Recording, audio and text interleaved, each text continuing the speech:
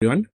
So এই সিরিজে আমরা পরিচিত হব কিভাবে বিভিন্ন টুলসের মাধ্যমে আমরা ওয়ার্ডপ্রেস ফোরামে যে সাপোর্টটা দিই সেটা আরেকটু এফিশিয়েন্ট করা যায়।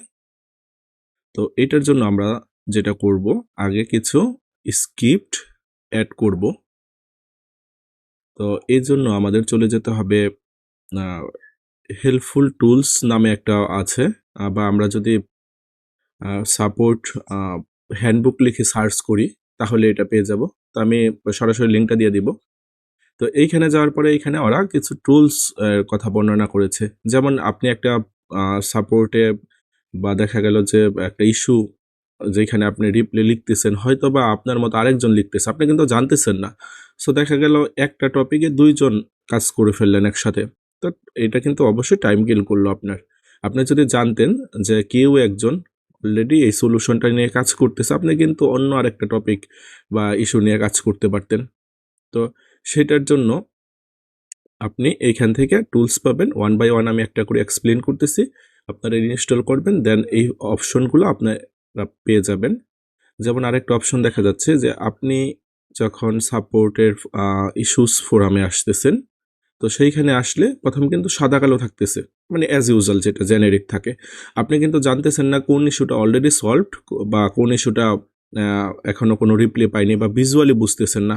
হয়তো আপনাকে খেয়াল করতে হচ্ছে এইখানে একটা ছোট আইকন অ্যাড হচ্ছে, ওইটা দেখে। তো আপনি যদি ভিজুয়ালি এবার বুঝতে পারতেন তাহলে কিন্তু আপনার জন্য হেল্প করাটা বা আরেকটু ইজি এবং এফিশিয়েন্ট হতো। তো এইটার জন্য যেটা করতে হবে, আপনাকে হেল্পফুল টুলস থেকে এইখানে আসতে হবে। ফার্স্ট ইন টেম্পল মাঙ্কি বা হচ্ছে গিয়া গ্রিস মাঙ্কি নামে ব্রাউজার এক্সটেনশন আছে, আপনাদের পছন্দ মতো ইনস্টল করে নেবেন। আমি অ্যাডগার্ট ইউজ করতেছি, এর জন্য আমার কোনোটাই ইনস্টল করা লাগবে না। দেন হচ্ছে এখানে ক্লিক করলে আপনাকে ওই স্ক্রিপ্টটা অটো অ্যাড করার অপশন দিবে। যেহেতু আমার অ্যাডগার্ট, সো আমি যখন ক্লিক করি আমাকে এইভাবে ডিরেক্ট অপশন দেয় ইনস্টল করতে। তো আমার অলরেডি যেহেতু ইনস্টল করা আছে, সো আমি আর এখানে ইনস্টল করলাম না। দেন আপনি ফোরামে ফেরত গিয়ে এখানে একটা অপশন পাবেন, হাইলাইটার অপশন। এইখান থেকে বাই ডিফল্ট এই অপশনটা ডিজেবল থাকে, এই অবস্থায় থাকে। তো এই অবস্থায় থাকলে কি হবে, আপনি কিন্তু বুঝতেছেন না যে কোন টপিকটাতে কেউ রিপ্লে করেছে বা কোন টপিকটা এখনও জিরো রিপ্লেতে আছে। আপনাকে এইভাবে ম্যানুয়ালি দেখে দেখে বুঝে নিতে হবে। তো এই অপশনটা এখান থেকে এনেবল করে দিবেন। দেন আপনি কিন্তু ভিজুয়ালি দেখতে পারতেছেন যে কোন ইস্যুটা অলরেডি সলভড এবং কোনটা এখনও কোনো রিপ্লেই পায়নি।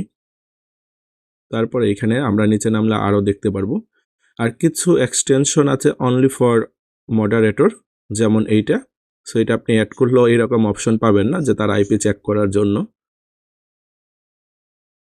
তারপরে এই এক্সটেনশনটা চাইলে অ্যাড করতে পারেন। এইখানে আপনি নিচে নামলে আরও অনেকগুলো এক্সটেনশন পাবেন। এই এক্সটেনশনটা ওয়ান বাই ওয়ান অ্যাড করে নিতে পারবেন। যেমন এই এক্সটেনশনটা খুবই উপকারী, আপনাকে এরকম একটা অপশন দিবে।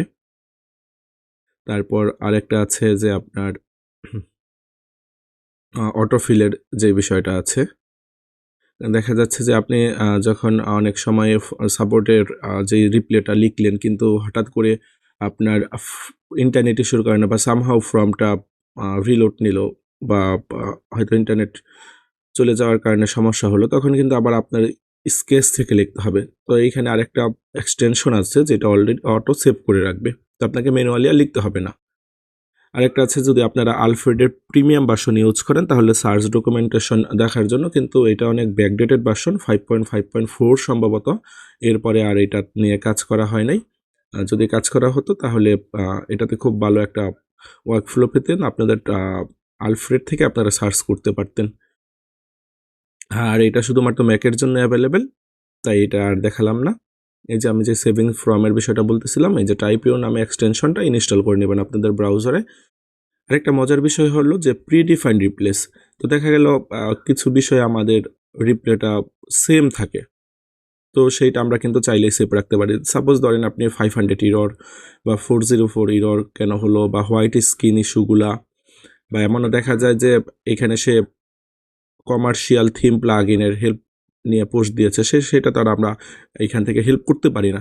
সেই ক্ষেত্রে আপনি আপনার যে স্নিপেটটা আছে, যে রিপ্লেস স্নিপেটটা, ওইটা যদি এখান থেকে আপনি ইনস্টল করে নিতেন তাহলে আপনার যে কোনো একটা টপিকে যখন আপনি যেতেন, এই টেক্সট এডিটরের এখানেই অপশন দেখাতো।